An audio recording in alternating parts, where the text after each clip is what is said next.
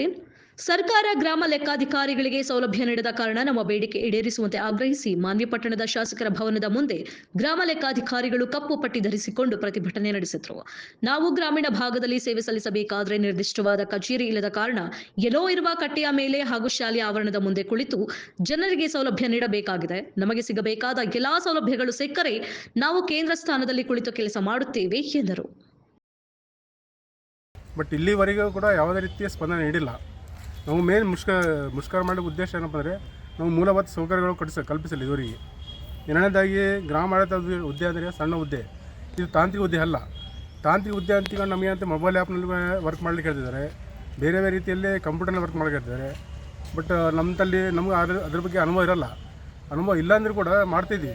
But ನಮ್ಮ ವೇತನ ಏನೈತಿ ತಾಂತ್ರಿಕ ಹುದ್ದೆಗೆ ಈಕ್ವಲೆಂಟ್ ಮಾಡಿಕೊಡುವಂಥ ಅದೊಂದು ಉದ್ದೇಶ, ಅದೊಂದು ಬೇಡಿಕೆ ಐತಿ.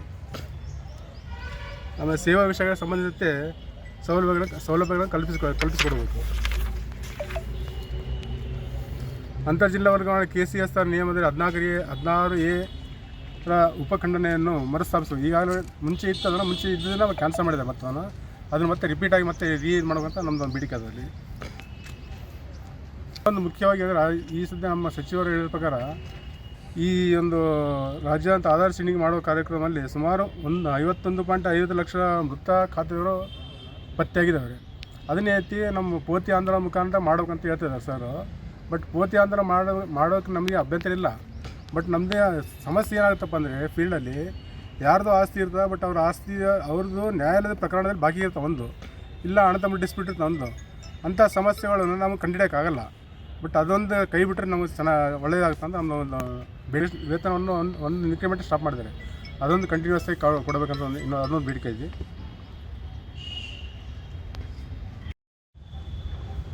ಕರ್ನಾಟಕ ರಾಜ್ಯ ಗ್ರಾಮ ಆಡಳಿತ ಅಧಿಕಾರಿಗಳ ಸಂಘಕ್ಕೆ ಏನೇ ಬರಲಿ ನಮ್ಮ ಬೇಡಿಕೆ ಬೋಲೋ ಭಾರತ್ ಮಾತಾ ಕಿ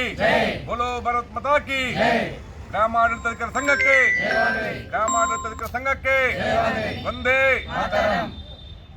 ಏನೇ ಬರಲಿ ಒಗ್ಗಟ್ಟಿರಲಿ. ಎಲ್ಲಿವರೆಗೆ ಹೋರಾಟ. ಬೋಲೋ ಭಾರತ್ ಮಾತಾ ಕಿ ಜೈ. ನನ್ನ ಹೆಸರು ಸುಶೀಲ್ ಅಂತೇಳಿ ಮಾನ್ವಿ ತಾಲೂಕು ತಡಕಲ್ ಗ್ರಾಮದ ಗ್ರಾಮ ಆಡಳಿತಾಧಿಕಾರಿಯಾಗಿ ಕೆಲಸ ನಿರ್ವಹಿಸುತ್ತೇನೆ. ನಾನು ಈಗ ಕರ್ನಾಟಕದಾದ್ಯಂತ ಮುಷ್ಕರವನ್ನು ಕೈಗೊಂಡಿರುವ ಉದ್ದೇಶ ಏನೆಂದರೆ ನಮ್ಮ ಬೇಡಿಕೆಗಳು ಈಡೇರಬೇಕಂತ ಒಂದೇ ಆಸೆ. ಏನೆಂದರೆ ಮಹಿಳೆಯರಿಗೆ ಮೇನ್ ಅಂತರ್ಜಿಲ್ಲೆ ವರ್ಗಾವಣೆ, ಎಲ್ಲಿಂದನೋ ಬಂದಿರ್ತೀವಿ, ಬೇರೆ ಜಿಲ್ಲೆಯಿಂದ ಈ ಜಿಲ್ಲೆಯಲ್ಲಿ ಕರ್ತವ್ಯ ನಿರ್ವಹಿಸ್ತಿರ್ತೀವಿ, ಅಲ್ಲಿ ಕುಟುಂಬ ಎಲ್ಲ ಬಿಟ್ಟು ಬಂದಿರ್ತೀವಿ. ಕುಟುಂಬದಲ್ಲಿ ಕೆಲವೊಂದು ಸಮಸ್ಯೆ ಆದರೆ, ತಂದೆ ತಾಯಿಗೆ ಆರೋಗ್ಯ ತಪ್ಪಿತಂದರೆ ಬೇಗ ಹೋಗಿ ನಮ್ಮ ಕೈಲಲ್ಲಿ ಕರ್ತವ್ಯ ಅಲ್ಲಿ ಹೋಗಿ ನಮ್ಮ ತಂದೆ ತಾಯಿರನ್ನ ಹಾಸ್ಪಿಟ್ಲಿಗೆ ಕರ್ಕೊಂಡು ಹೋಗೋದಾಗಲಿ, ಅವ್ರನ್ನ ಕಾಳಜಿ ವಹಿಸೋಕ್ಕಾಗಲಿ ನಾವು ಬೇಕಾಗಿರ್ತೈತಿ. ಅಂಥ ಸಂದರ್ಭದಾಗ ನಾವು ಹೋಗೋಕ್ಕಾಗಲ್ಲ. ಅದಕ್ಕೋಸ್ಕರ ಅಂತರ್ಜಿಲ್ಲಾ ವರ್ಗಾವಣೆ ಬೇಕು ನಮ್ಗೆ. ಮತ್ತು ಆಮೇಲೆ 20 ವರ್ಷ ಆಯಿತಂದ್ರೂ ನಮ್ಮ ಸಿಬ್ಬಂದಿಗಳು, ನಮ್ಮ ಗ್ರಾಮಾಡಳಿತ ಅಧಿಕಾರಿಗಳು ಇದೇ BA ಆಗಿ ಕೆಲಸ ಮಾಡ್ತಿದ್ದಾರೆ. ಅವ್ರಿಗೆ ಪದೋನ್ನತಿ ಕೊಡಬೇಕಂತೇಳಿ ಸರ್ಕಾರಕ್ಕೆ ಮನವಿ ನೀಡುತ್ತಿದ್ದೀವಿ. ಆಮೇಲೆ ನಮ್ಮ ಕರ್ನಾಟಕ ರಾಜ್ಯ ಸಂಘ ಏನು ಬೇಕು ಬೇಡಿಕೆಗಳನ್ನು ಸರ್ಕಾರಕ್ಕೆ ಒಡ್ಡಿ ಇದ್ದಾವೆ, ಅವೆಲ್ಲ ಈಡೇರಬೇಕಂತೇಳಿ. ಅಲ್ಲ ರೀ, ಈಗ ಕಪ್ಪು ಪಟ್ಟಿ ಧರಿಸಿ ಇದು ಹೋರಾಟ ಮಾಡ್ತಾ ಇದ್ರಿ. ಈಗ ಕಪ್ಪು ಪಟ್ಟಿ ಧರಿಸಿ ಹೋರಾಟ ಮಾಡೋದಕ್ಕೆ ಸರ್ಕಾರ ಯಾಕೆ ನಿಮ್ಮ ಬೇಡಿಕೆ ಈಡೇರಿಸ್ತಲ್ವಾ? ನೀವೊಬ್ಬ ಸರ್ಕಾರದ KCS ರೂಲ್ಸಲ್ಲಿ ಅಡಿಯಲ್ಲಿ ಬರ್ತಕ್ಕಂಥದ್ದು ಸಿಬ್ಬಂದಿಗಳು ನೀವೆಲ್ಲ, ಯಾಕೆ ಸರ್ಕಾರ ಇಷ್ಟು ನಿಷ್ಕಾಳಜಿ ತೋರಿಸ್ತಾ ಇದೆ? ಸರ್ಕಾರದ ಬಗ್ಗೆ ನಿಷ್ಕಾಳಜಿ ತೋರಿಸ್ತಿದ್ದಾರೆ ಅಂತೇನಿಲ್ಲ ರೀ. ನಮಗೆ ಅಂತರ್ಜಿಲ್ಲಾ ವರ್ಗಾವಣೆ ಅದೇನು 16A ನಿಯಮ ಏನು ಸ್ಥಗಿತಗೊಂಡಿದ್ದಾರಲ್ಲ, ಅದನ್ನ ಪುನರುಪಯೋಗಿ ತಂತಂದ್ರೆ ಸರ್ಕಾರದಿಂದ ಎಲ್ಲ ಮಹಿಳೆಯರಿಗೂ ಸರ್ಕಾರಿ ಸಿಬ್ಬಂದಿಗಳಿಗೂ ಅನುಕೂಲ ಆಗುತ್ತೆ ರೀ. ಈ ಮುಂಚೆನೂ ನಾವು ಹೋರಾಟ ಮಾಡಿದ್ವಿ ಸರ್. ಸೆಪ್ಟೆಂಬರ್ ತಿಂಗಳಲ್ಲಿ ಆಶ್ವಾಸನೆ ಕೊಟ್ಟಿದ್ರು ಸರ್, ನಮ್ಮ ಬೇಡಿಕೆಗಳು ಏನೇನಿದಾವ ಈಡೇರಿಸ್ತೀವಿ ಅಂತ ಸರ್ಕಾರದಿಂದ ಆದೇಶ ಬಂದಿತ್ತು ಸರ್. ಆದರೆ ಇಲ್ಲಿ 4 ತಿಂಗಳ ಗತಿಸಿದ್ರು ಏನು ನಮಗೆ ಫೆಸಿಲಿಟೀಸೇ ಇಲ್ಲ, ಮೂಲಭೂತ ಸೌಕರ್ಯಗಳು ಯಾವುದೂ ಕೊಡ್ತಿಲ್ಲ. ನಾವು ಹಳ್ಳಿಯಲ್ಲಿ ಹೋದರೆ ಕೆಲಸ ಮಾಡೋಕ್ಕೆ ಒಂದು ಪ್ಲೇಸ್ ಅಂತ ಇರಬೇಕಲ್ಲ ಸರ್.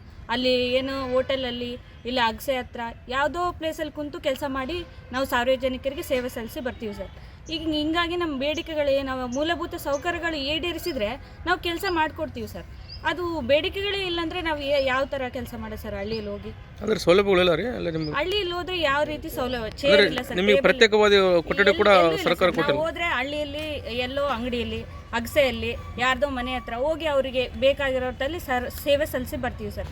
ಹೀಗಾಗಿ ನಾವು ಕೇಳ್ತಿರೋದೇನು, ನಮಗೆ ಮೂಲಭೂತ ಸೌಕರ್ಯಗಳು ನಮ್ಗೆ ಏನೇನು ಬೇಕು ಅದನ್ನ ಕೇಳ್ತಿದ್ದೀವಿ ಸರ್ ನಾವು ಕೆಲಸ ಮಾಡೋದಕ್ಕೆ. ಮತ್ತು ಪೌತಿ ಆಂದೋಲನ ಅಂತ ಹೊಸದ್ದು ಮಾಡಿದ್ದಾರೆ ಸರ್. ಪೌತಿ ಆಂದೋಲನದಲ್ಲಿ ಅಂದರೆ ಸತ್ತವರದ ಖಾತೆಯನ್ನು ಅವರು ಅವ್ರಿಗೆ ಯಾರು ಸಂಬಂಧಪಟ್ಟ ನೇರ ವಾರಸುದಾರರಿಗೆ ವರ್ಗಾವಣೆ ಮಾಡೋಕ್ಕೆ ಇದ್ಬೇಕು ಸರ್. ಆದರೆ ಅವ್ರಿಗೆ ಸಂಬಂಧಪಟ್ಟವರು ತಾವೇ ಬಂದು ಅವರು ಹೇಳ್ಬೇಕು ಸರ್. ನಮ್ಗೆ ಹೆಂಗೆ ಗೊತ್ತಾಗುತ್ತೆ ಸರ್ ಅವ್ರಿಗೆ ಸಂಬಂಧಪಟ್ಟವ್ರು ಯಾರು ಅಂತೇಳಿ? ಈಗ ಊರಲ್ಲಿ ವಿಚಾರಣೆ ಮಾಡಿದರೆ ಈಗ ಒಬ್ಬರು ಸತ್ತಿರ್ತಾರೆ ಸರ್, ಅವ್ರ ಮಕ್ಕಳು 4-5 ಜನ ಇರ್ತಾರೆ ಸರ್. ಅವರೆಲ್ಲ ಒಪ್ಪಿಗೆ ತೊಗೊಂಬಂದು ಒಬ್ಬರು ಟ್ರಾನ್ಸ್ಫರ್ ಮಾಡೋಕ್ಕೆ ಆಗ್ತಾರೆ ಸರ್. ನಮಗೆ ಗೊತ್ತಾಗಲ್ಲ ಸರ್, ಇವರೇ ನೇರ ವಾರಸುದಾರ ಅಂತೇಳಿ ನಮಗೆ ಗೊತ್ತಾಗಬೇಕಲ್ಲ ಸರ್. ಪೌತಿ ಆಂದೋಲನದಲ್ಲಿ ಇದು ಸಮಸ್ಯೆ ಆಗ್ತಿರೋದು ಸರ್ ನಮಗೆ.